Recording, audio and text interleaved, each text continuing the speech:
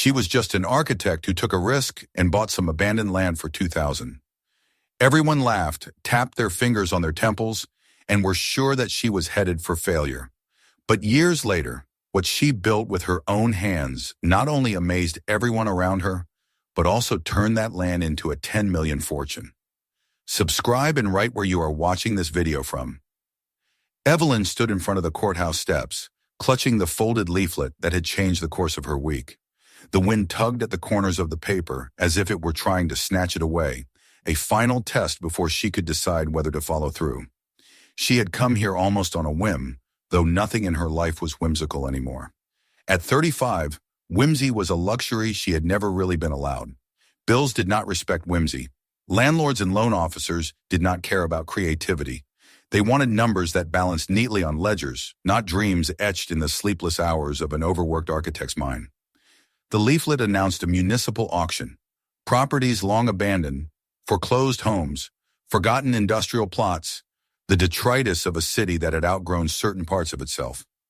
No one wanted these places. They were too broken, too remote, too tangled in history. The city, desperate to shed responsibility for maintaining them, offered them for the price of paperwork. To most people, it was a list of burdens disguised as bargains. But to Evelyn, scanning the addresses, it was something else entirely.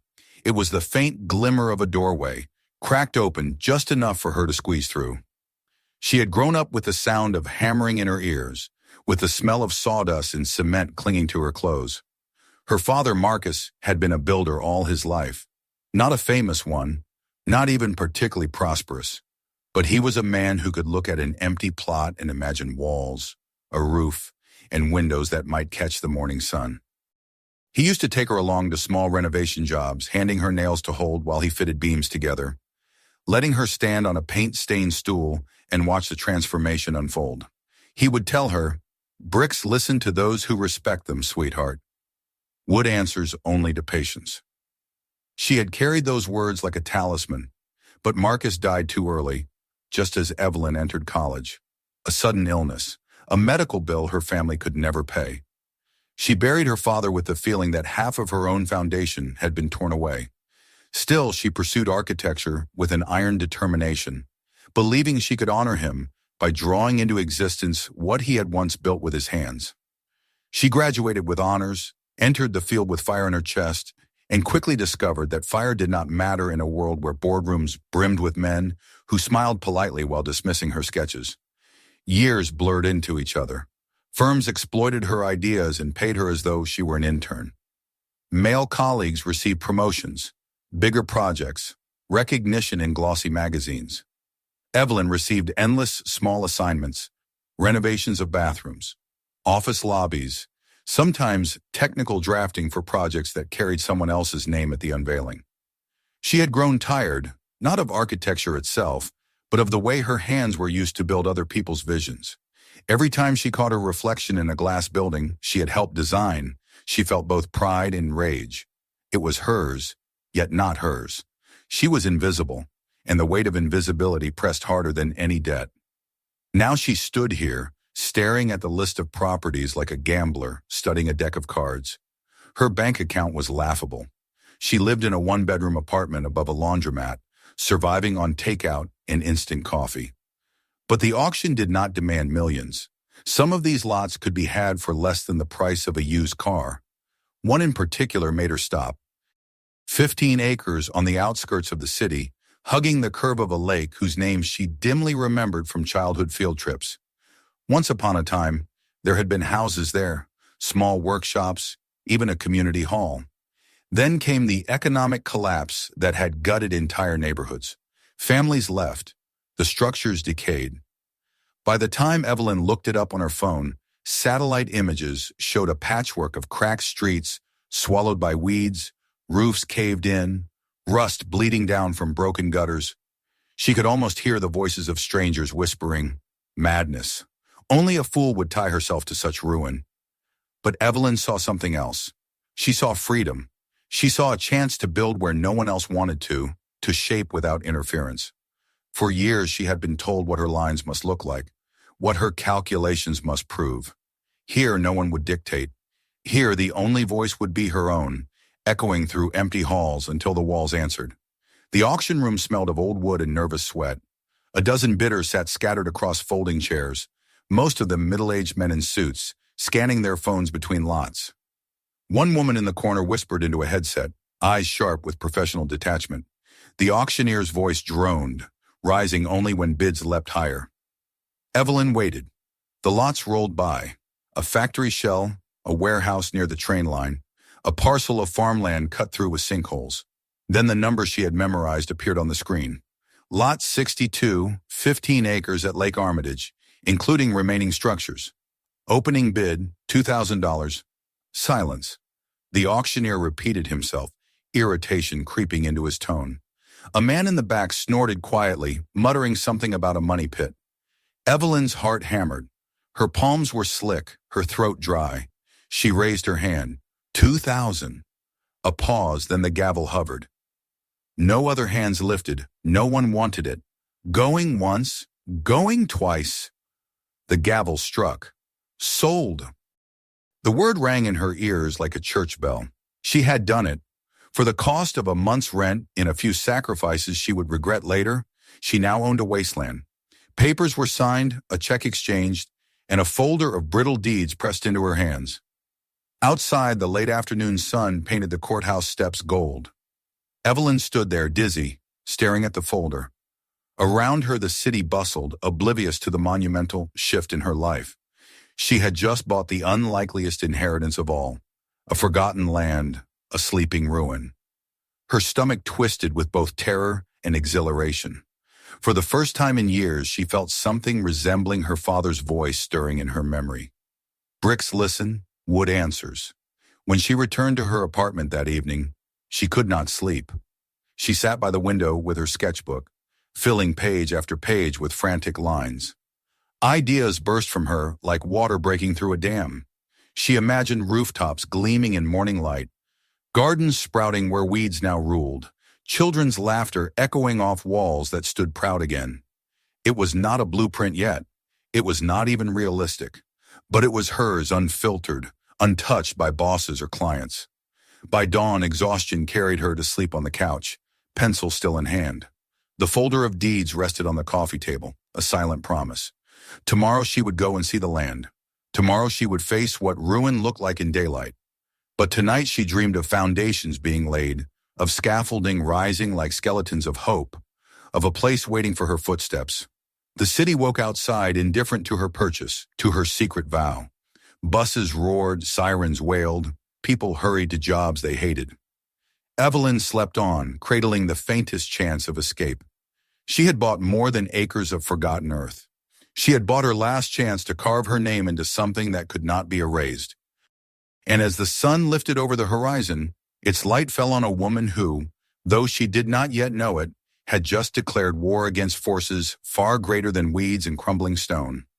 The following morning, Evelyn drove out of the city with the folder of deeds balanced on the passenger seat beside her. Her car, a sun-faded hatchback with more miles than she wanted to admit, rattled along the highway as if sharing in her nervous anticipation. The city thinned into suburban sprawl, then the sprawl surrendered to open fields and neglected roadside shops with peeling signs. Each mile carried her further from the life she had known, further from the clamor of deadlines and faceless clients, and closer to a place that belonged to no one but her. When the road curved around Lake Armitage, she slowed instinctively.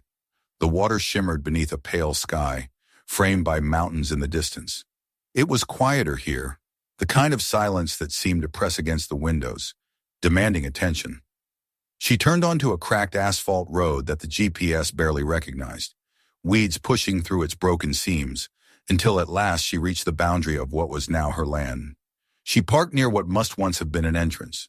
A pair of rusted gates leaned outward, their hinges twisted and useless, one panel lying half-collapsed into the brush, as though defeated long ago. Evelyn stepped out of the car and stood still for a moment, letting her eyes adjust to the reality before her. The photographs and satellite images had not lied, but they had not told the whole story either. This was not merely abandonment. This was a graveyard of memory. She walked slowly through the gates, gravel crunching under her shoes. Ahead lay the remnants of streets, lines of faded paint barely visible beneath cracks and moss. Houses stood in uneven rows, their windows blackened hollows, roofs sagging under years of neglect. One had a door swinging loose, creaking whenever the wind shifted. Another had collapsed entirely, leaving only a skeleton of beams tangled in vines. The air smelled faintly of damp wood and rust, the perfume of decay. Yet even in the silence, she felt presence. In the corner of a yard, she saw the ghost of what had once been a swing set, one chain broken, the other still clinging stubbornly to a rusted frame. In a cracked driveway lay the faded outline of chalk drawings, rain-washed but still visible if one looked closely. She crouched and traced the remnants of a sun and a stick figure, her throat tightening. Children had laughed here once. Families had gathered on porches. Now all that remained were whispers of their lives etched into concrete and steel. She entered one of the houses cautiously, stepping over a threshold littered with fallen plaster. Inside, sunlight pierced through holes in the roof, illuminating dust motes that danced like tiny spirits. The living room bore the remnants of wallpaper curling from the walls, a once bright floral pattern now dulled and stained. A sofa frame sat overturned in a corner, springs jutting out like bones. She found herself imagining the people who had lived here. A mother brushing a child's hair by the window, a father pacing with bills in hand, arguments, laughter, birthdays. Every ruin was a story unfinished. Further in, she discovered a kitchen where cupboard doors hung crooked and rust had devoured the sink. On the counter lay a glass jar filled with pennies, sealed with a lid that had fused shut. She picked it up, weighing it in her palm, wondering if it had been a child's savings jar or a family's last desperate attempt to gather something for hard times. She placed it back gently, like a relic. The more she saw, the heavier the silence became, and yet beneath the sorrow, another feeling stirred. It was as if the land itself leaned toward her, testing her resolve. Was she strong enough to see past the rot and the ruin? Could she breathe life into these bones of wood and stone? She remembered her father's voice again, telling her that buildings were like people. They carried scars, but with care, they could stand tall again. Outside, she wandered toward the remnants of what had once been a community hall near the lakeshore. The structure was battered but still upright, its wooden frame groaning but unbroken. She stepped inside to find rows of abandoned chairs scattered across the dusty floor, some toppled, others upright as if waiting for a meeting that never came. At the far end of the hall hung a faded banner, its letters barely legible. Harvest Festival, 1989. Evelyn ran her fingers along the cloth, fragile as dried leaves, and felt an ache deep in her chest. When she emerged from the hall, the lake lay before her, vast and calm, as though untouched by the decline around it. The water lapped gently against a dock that had half collapsed into the shallows. Boards jutted at odd angles, nails rusted to reddish stains. She walked carefully onto what remained of the structure, feeling it sway beneath her. From here the view widened. Acres of land stretched back toward the forgotten streets, framed by the still surface of the lake. For a brief moment she imagined it whole again, roofs shining in sunlight, gardens alive with flowers, children running barefoot in yards, voices carrying across the water. The vision was so vivid she almost believed she heard it. Her chest tightened, and she sat on the edge of the dock, letting her shoes dangle above the water. A part of her wanted to cry. The task was overwhelming, a mountain of decay piled high on fragile shoulders. But another part of her, the part that had raised her hand at the auction without hesitation, refused to yield. She thought of the architects she had worked under, their smug grins, their dismissive comments. She thought of the invisible years she had spent drafting other people's dreams. This finally could be her own.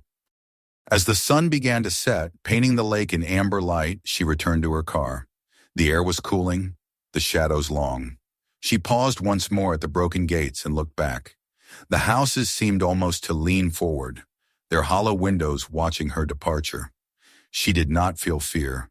She felt something closer to responsibility, as though the land had chosen her as much as she had chosen it. On the drive back to the city, exhaustion wrapped around her like a heavy coat. but underneath it flickered determination. She knew what others would say. They would call her reckless, foolish, a dreamer too stubborn to see reality. They would shake their heads and predict her failure. Let them. She had seen the ruins, walked among their ghosts, and instead of despair, she had felt possibility.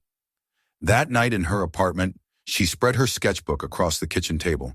The images that had tumbled from her mind the night before sharpened into form. She drew the community hall restored, its roof mended, its windows glowing with light. She sketched gardens reclaiming the cracked sidewalks, green where once there was gray. She drew the docks sturdy again, stretching confidently into the lake. Every stroke of the pencil was a vow, every line a promise. When she finally laid her pencil down, her eyes burned with fatigue, but she smiled faintly. She had not bought ruins. She had bought stories waiting to be told again. She had bought a stage upon which to prove that her vision mattered, that her father's legacy had not been lost, that a woman dismissed too many times could stand taller than corporations or critics. The city's hum faded as she drifted toward sleep, her sketches spread around her like a shield. Outside, the world continued in its indifference, but Evelyn no longer cared. She had found her battleground, and as dawn crept closer, she knew that the land of ruins was not an end. It was the beginning of something fierce, fragile, and unstoppable. The first days on the land were marked by silence so thick that Evelyn often paused, convinced someone was watching her from the shadow of the ruined houses. But it was not people, it was memory itself pressing against her, testing her will. Each morning she drove out from her apartment with tools borrowed from neighbors, boxes of nails and paint rollers, and each evening she returned with hands blistered, hair tangled, and exhaustion etched into her bones.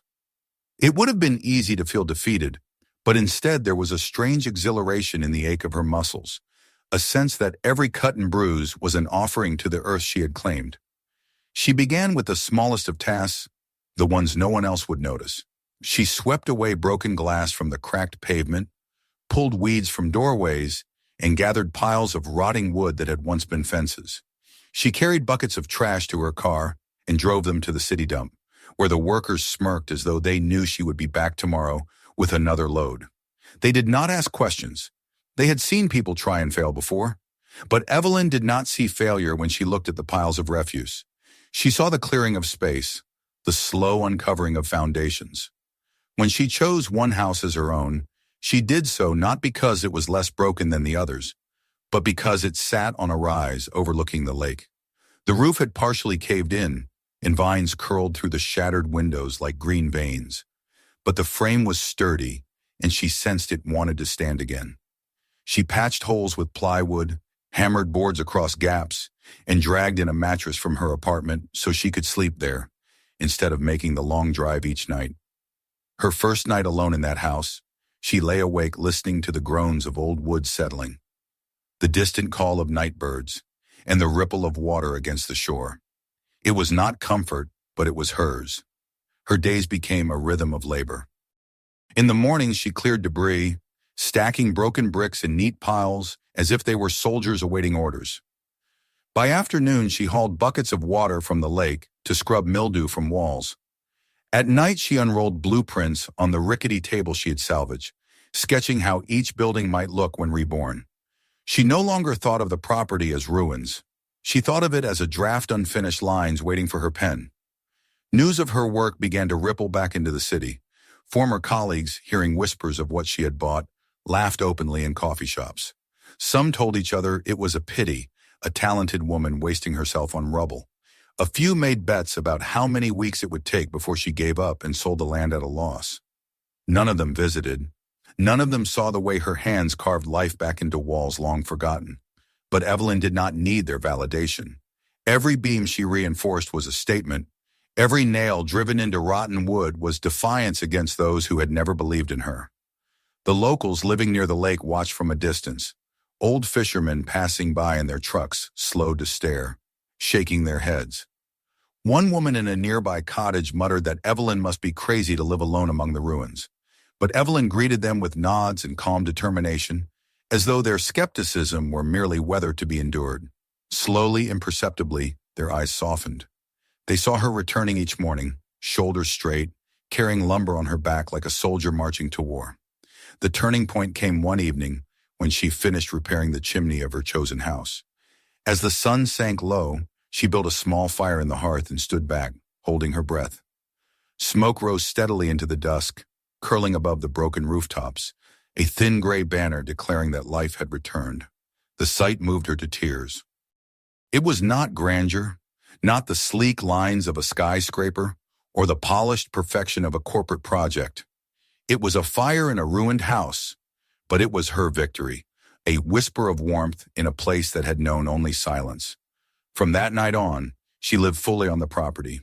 The mattress on the floor was hard, the nights cold, but each morning she awoke with purpose, burning in her veins. She began to work on the dock by the lake, prying out rotten boards and replacing them with planks she scavenged from other collapsed houses. The dock swayed under her weight, testing her balance. But as the days passed, it steadied, until at last she could walk to its end without fear of falling. Standing there, watching the reflection of clouds drift across the water, she felt a calm she had not known in years. Still, the laughter of the city lingered in her mind. She could almost hear her colleagues' voices. "She's building castles out of dust." At times, as she scraped paint from walls or hauled stones from collapsed foundations, despair whispered at the edges of her resolve. But each time it threatened to overwhelm her, she remembered her father's words. Buildings, like people, listened when you respected them, and she would respect these ruins until they answered. Her sketches grew bolder. She envisioned gardens in place of weed-choked lots, solar panels glinting on rooftops, and narrow alleys strung with lanterns where neighbors could gather. She drew spaces not for profit, but for community, a concept alien to the corporations she had worked under. She knew she could never rival their resources, but she did not need to. Her strength was in vision, and vision was free. Months passed in this rhythm of labor and imagination. Her hands grew calloused, her back strong. She learned to mix cement herself, to splice wires, to patch roofs with tar. Each skill was hard-earned, but each success tightened her bond to the land. The ruins no longer felt hostile. They felt alive, as if leaning toward her, grateful for her touch. And yet she also felt the weight of being watched, not by neighbors or ghosts, but by something larger. She could not name it then, but the sense pressed on her whenever she stood at the dock and looked back at the expanse of land.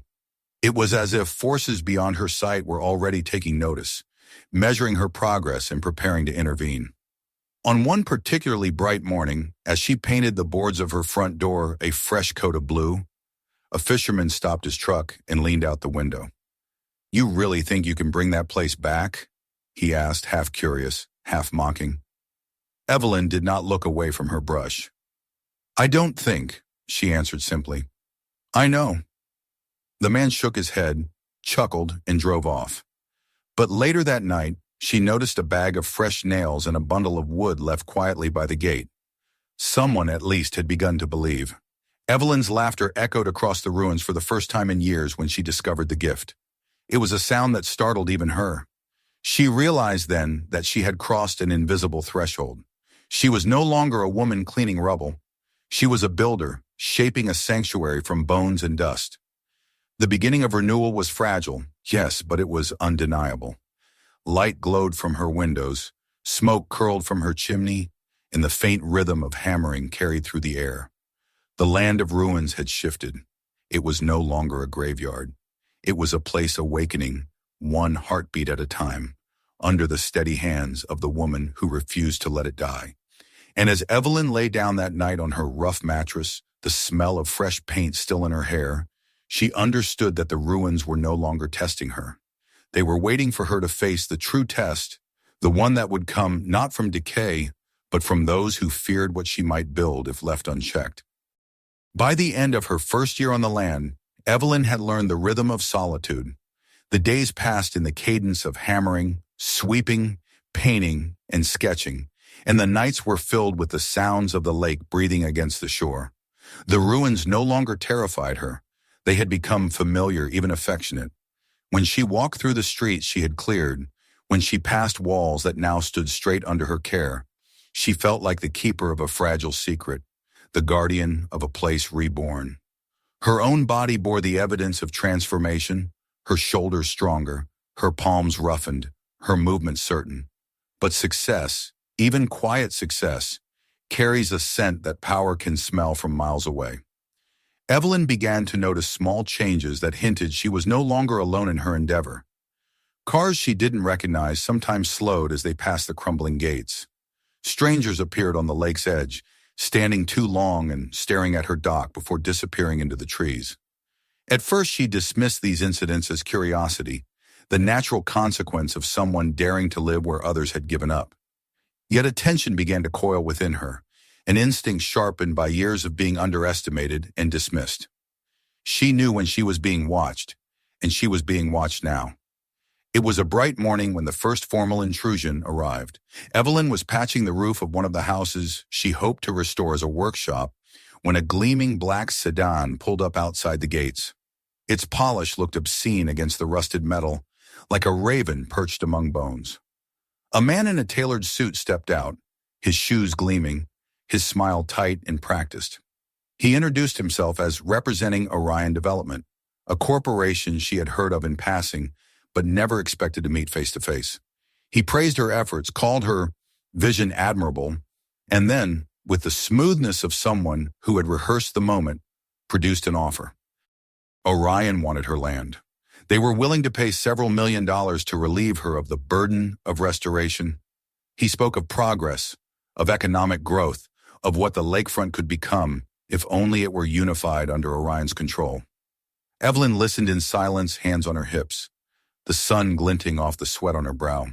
She thought of the hours she had spent hauling rubble, of the nights sketching by lamplight, of the chimney she had coaxed into breathing smoke again. She thought of the land's ghosts, whispering to her as she swept dust from abandoned halls. "No," she said simply. The man blinked, surprised by the bluntness. He repeated the sum, added that it was more than fair, reminded her of what she could do with such money. Evelyn shook her head. It was not about money. The land was her vision, her inheritance in spirit if not in blood. No figure on a check could match the value of rebuilding something with her own hands. The man's smile faltered, just for a moment. He left her with a business card, urging her to reconsider, and drove away. Evelyn returned to her roof, but her hammer felt heavier in her hand. That evening, when she sat by the lake, the offer replayed in her mind.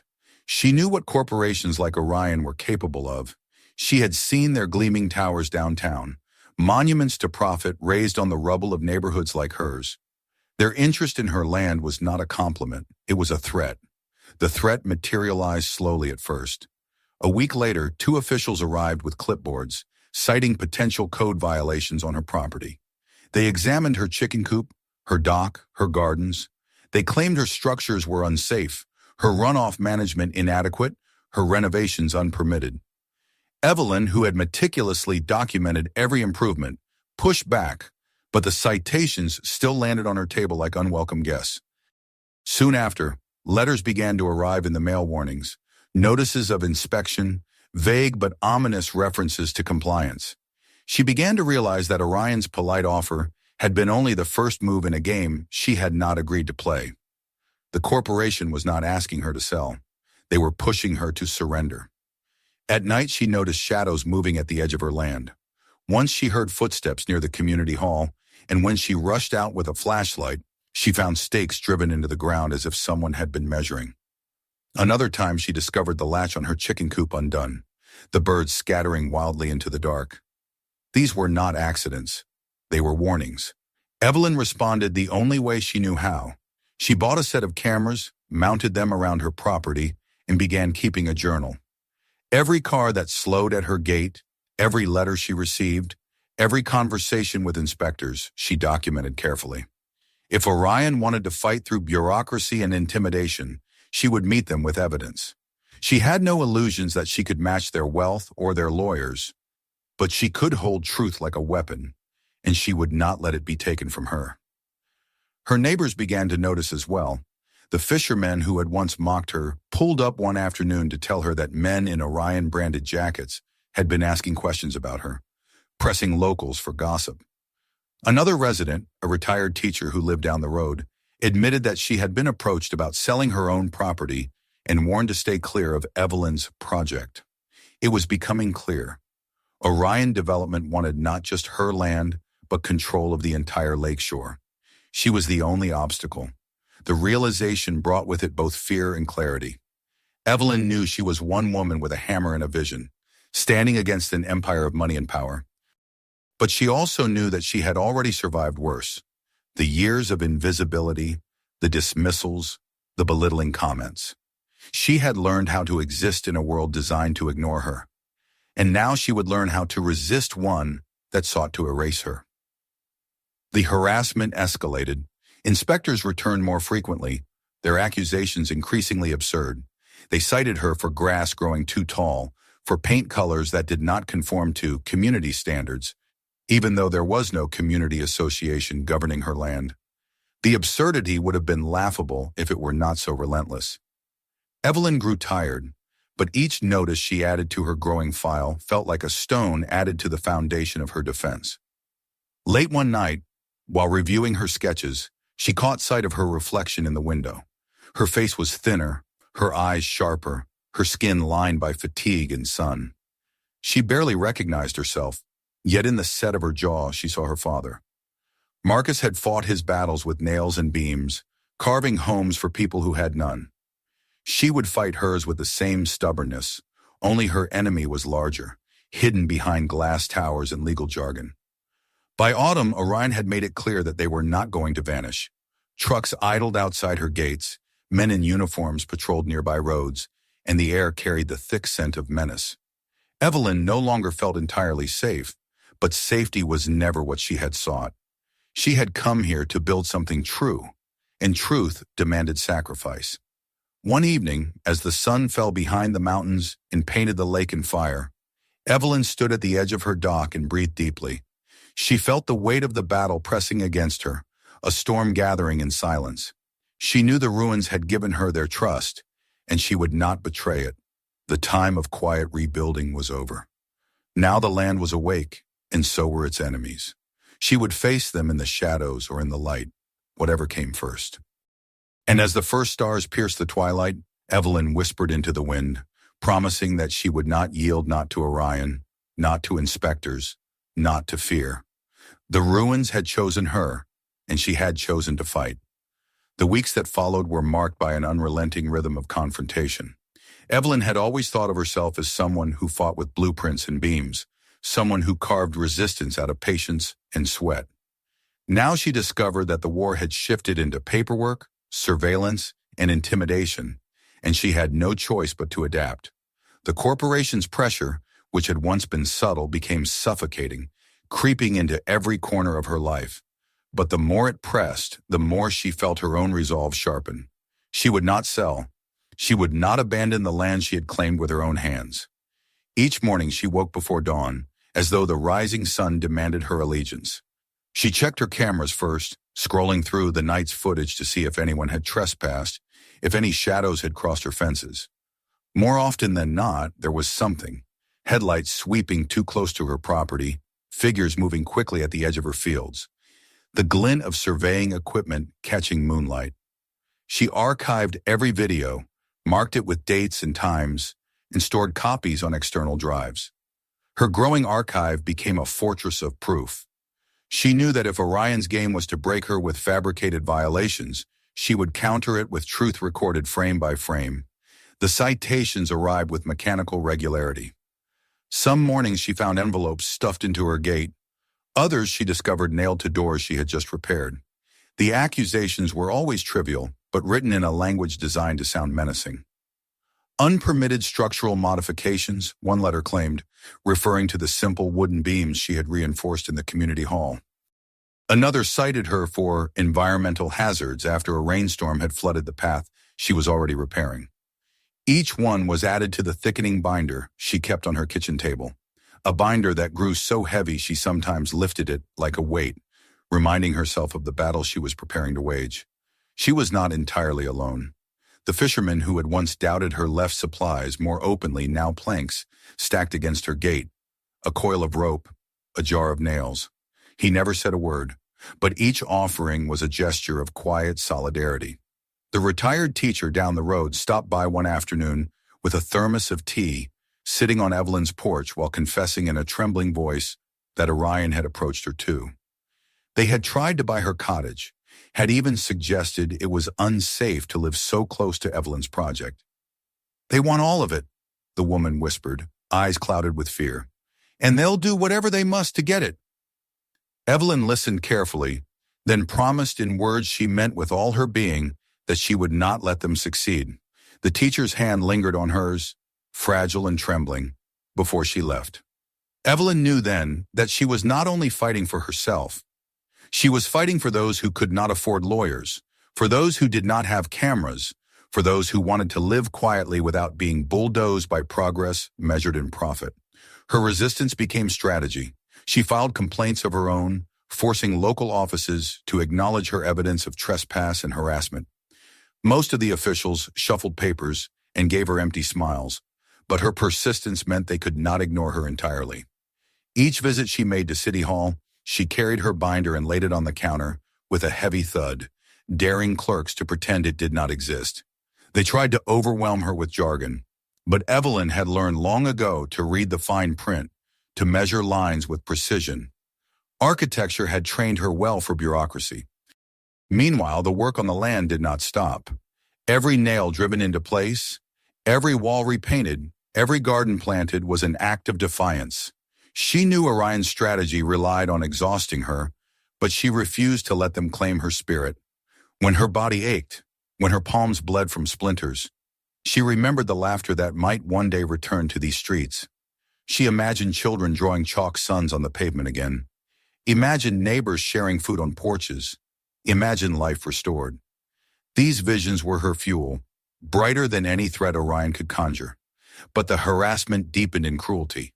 One evening she returned from town to find graffiti sprayed across the wall of the community hall. "Sell or burn." The words seared her with their bluntness. She stood before them with shaking fists, rage battling fear in her chest.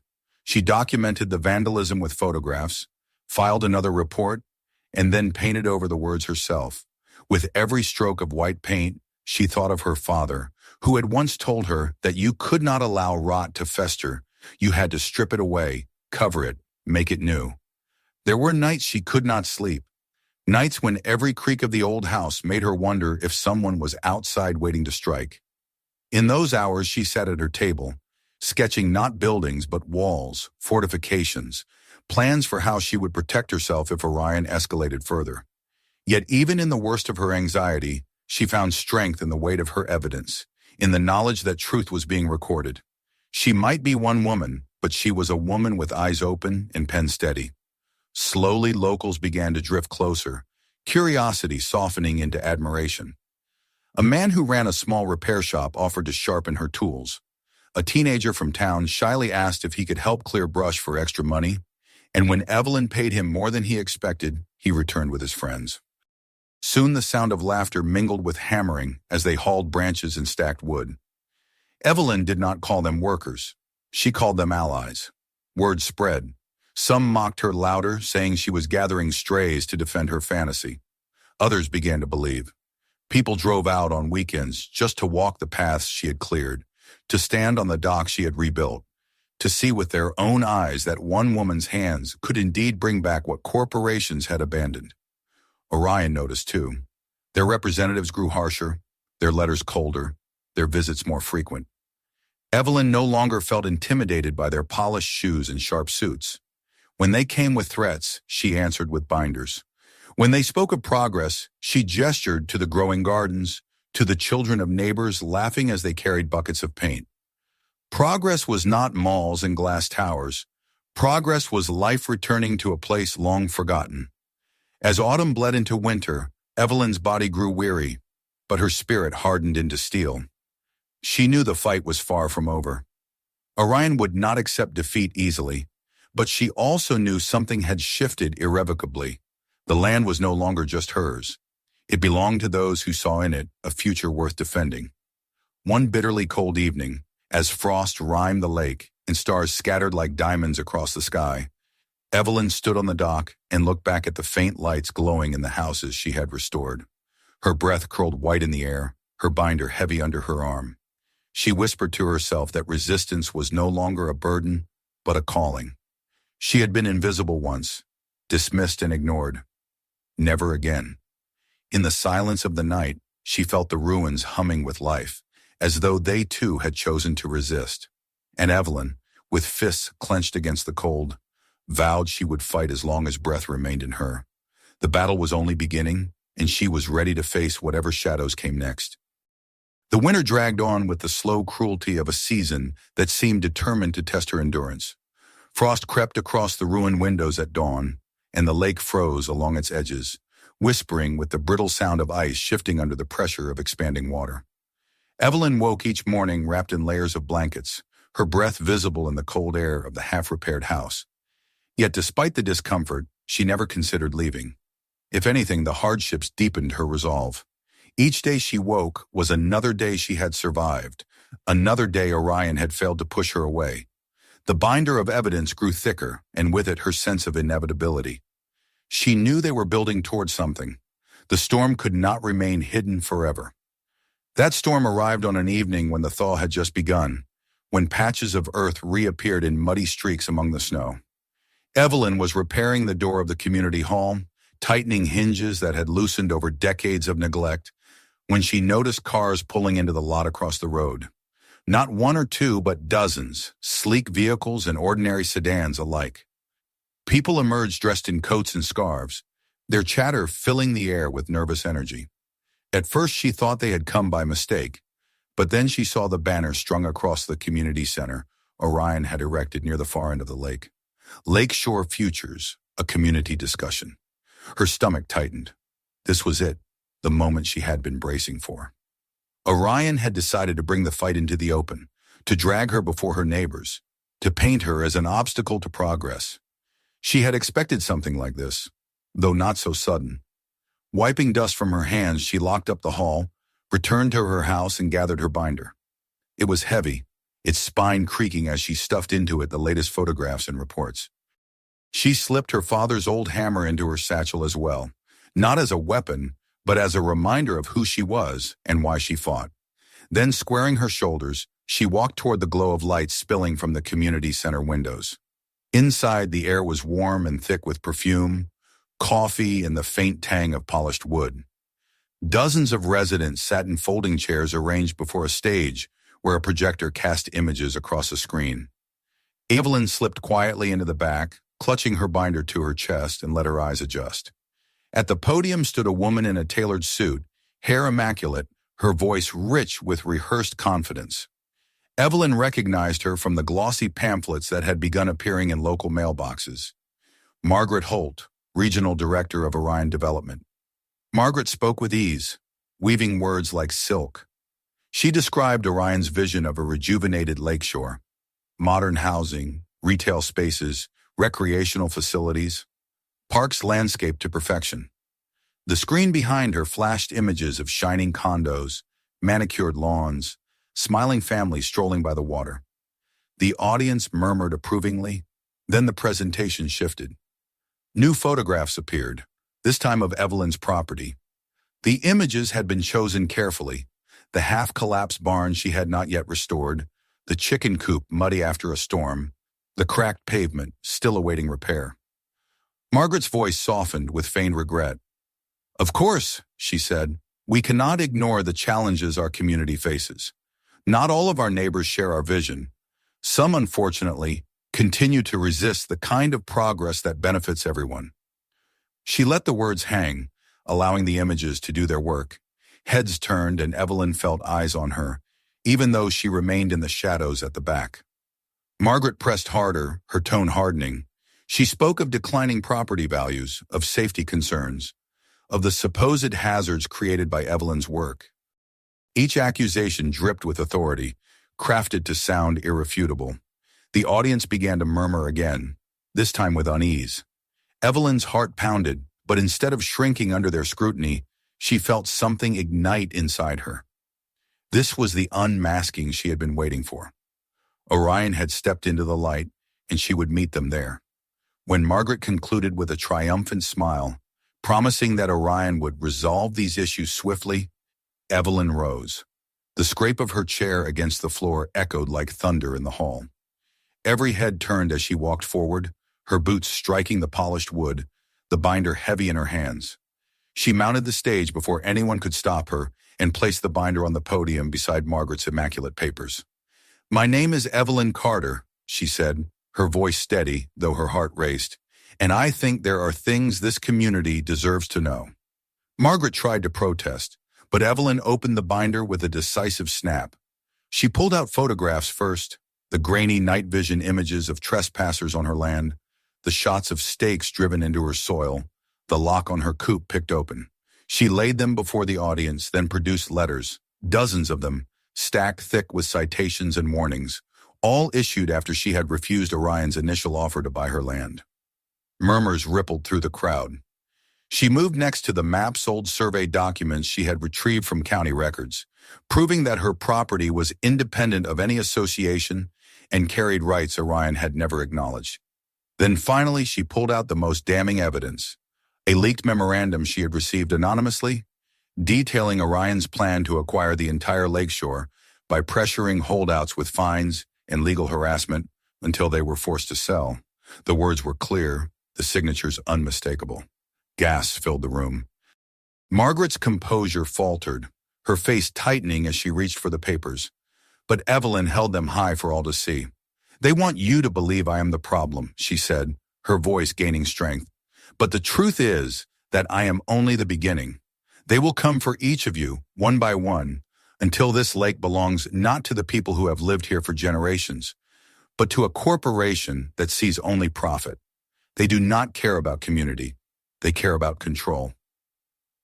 The silence that followed was electric, heavy with disbelief and dawning anger. Residents turned toward Margaret, demanding explanations. Board members of the local council shifted uncomfortably in their seats, some avoiding her gaze.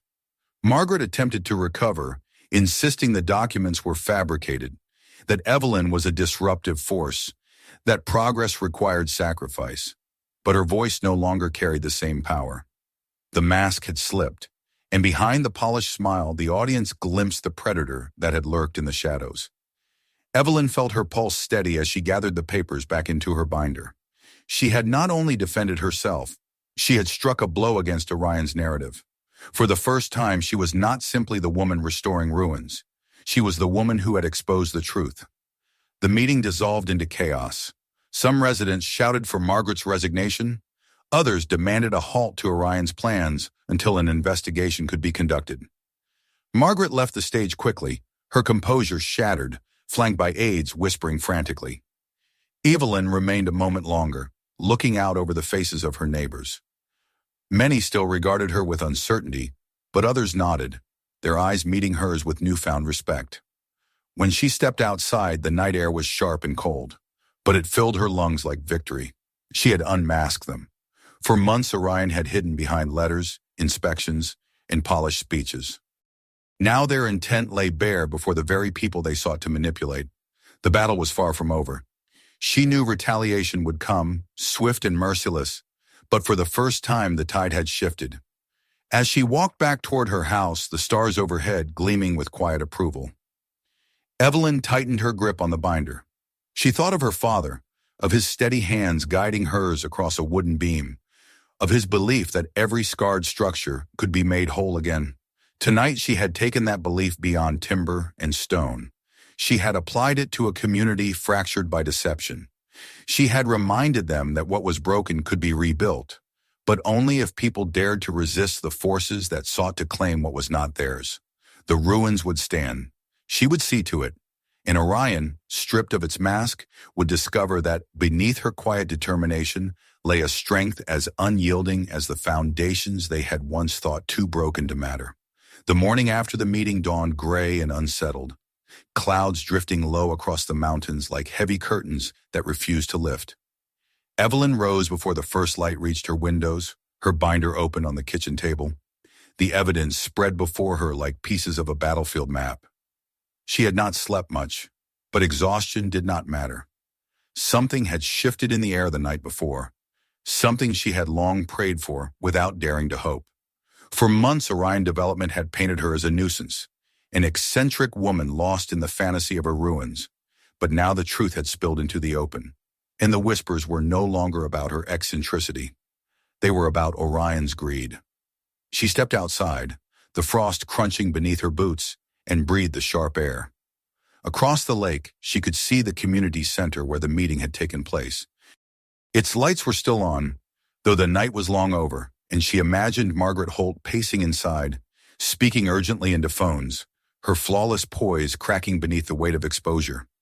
Evelyn almost smiled at the thought, though the satisfaction was tempered by reality. Margaret and Orion were not the type to retreat quietly. They would not vanish because of one meeting.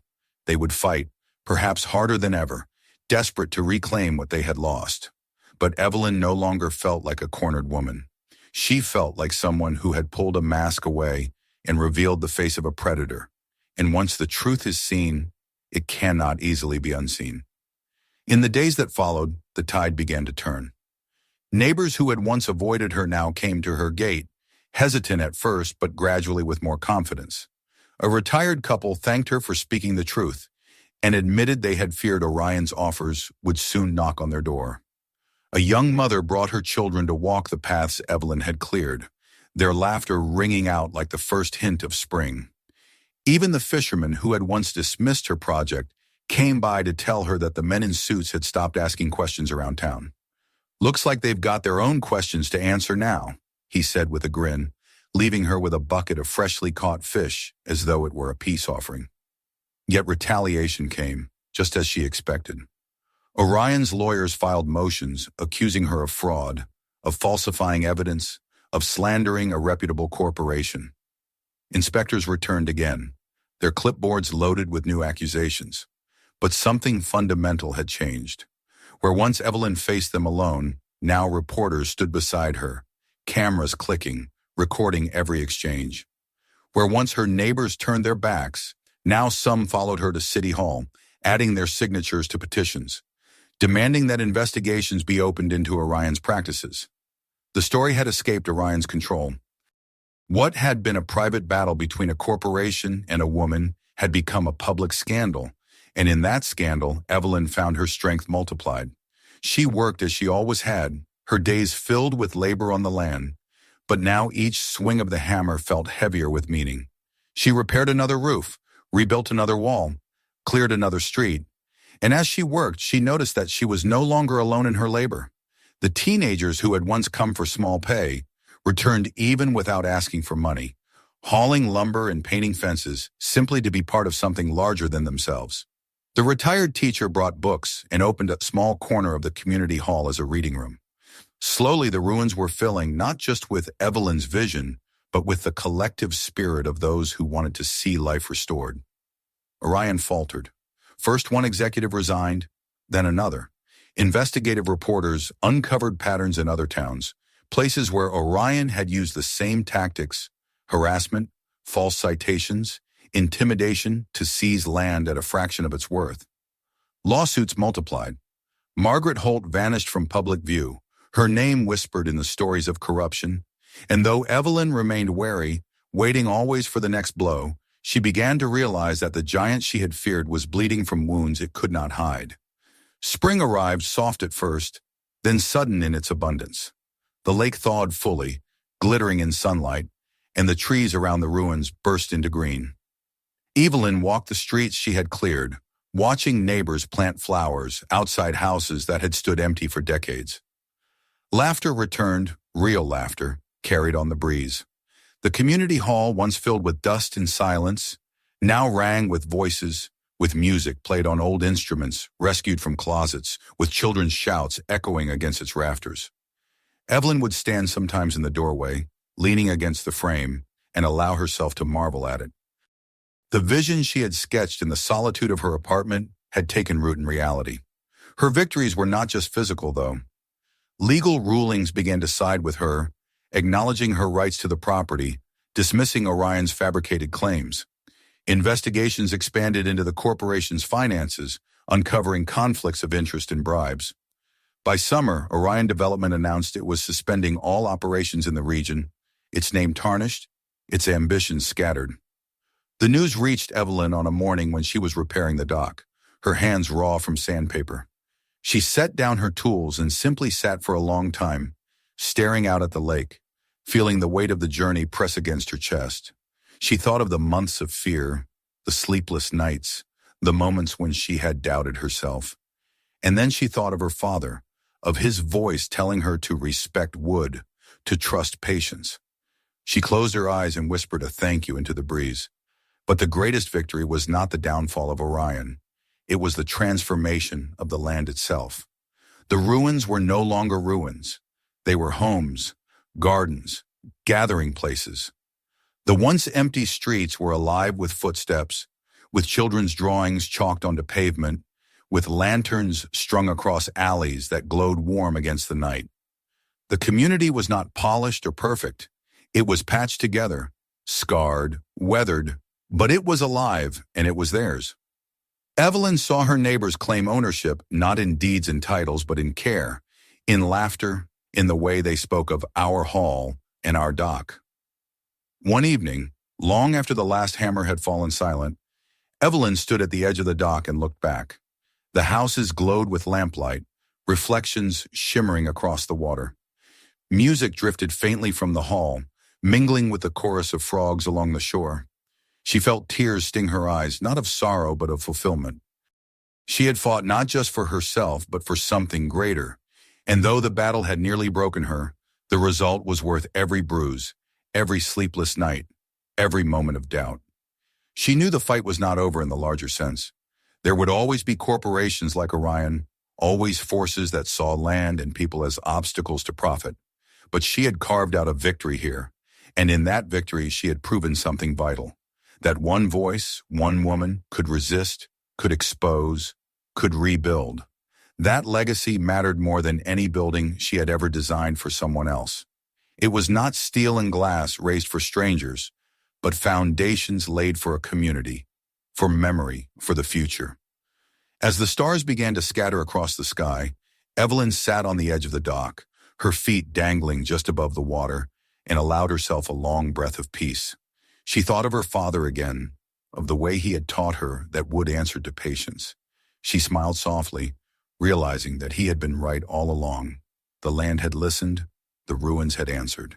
And in the quiet of that evening, with the lake shimmering like liquid silver and the voices of her neighbors carrying across the water, Evelyn understood that her struggle, her resistance, her triumph had become more than her own story.